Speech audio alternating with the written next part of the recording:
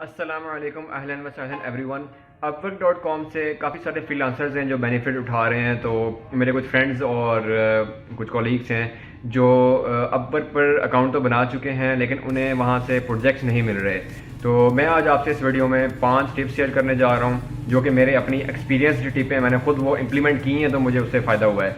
तो आप इस वीडियो में 5 टिप्स देखें वो कौन सी हैं, प्रैक्टिकल टिप्स हैं, आप उन्हें ज़रूर फॉलो करें। So stay tuned with this video.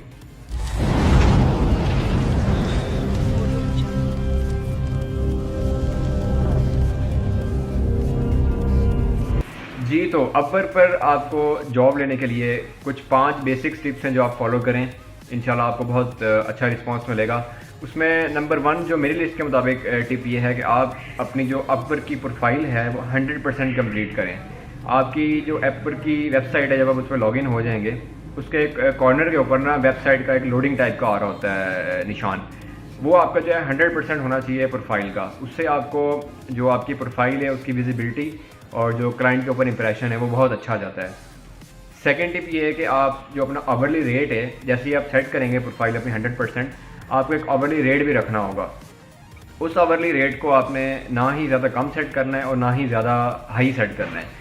उसका आपने एक मीडियोकर लेवल पे रखना है ताकि जो क्लाइंट है वो ये तो देखेगा यार ये जो फ्रीलांसर है ये बिल्कुल न्यू है लेकिन इसका रेट भी बहुत रीज़नेबल है। तो वो रेट जो है वो रीज़नेबल होना चाहिए। आप उसे तकरीबन 6 to 10 के दरमियान में रख सकते हैं।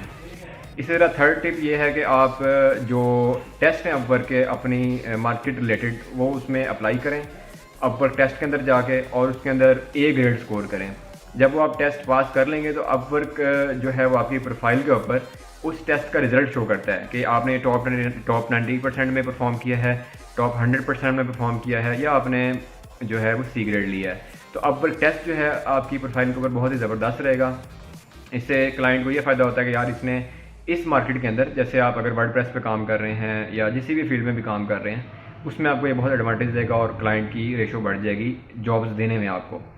इस तरह हमारे पास फोर्थ टिप ये है कि आप जो अपवर्क के ऊपर क्लाइंट की फीडबैक है वो 5 स्टार के लिए ज़रूर जो है कोशिश करें।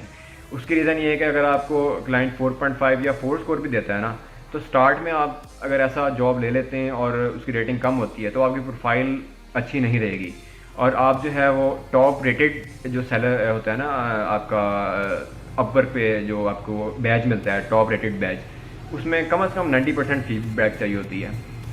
It's mean 4.5 stars out of 5। लेकिन आप फिर भी 5 का एम रखें, क्लाइंट की हर प्रॉब्लम सॉल्व करें, उसकी एक्स्ट्रा सर्विस दें उसे आप, ताकि वो आपको रिटर्न में 5 स्टार भी दे और आपको दोबारा प्रोजेक्ट्स भी दे।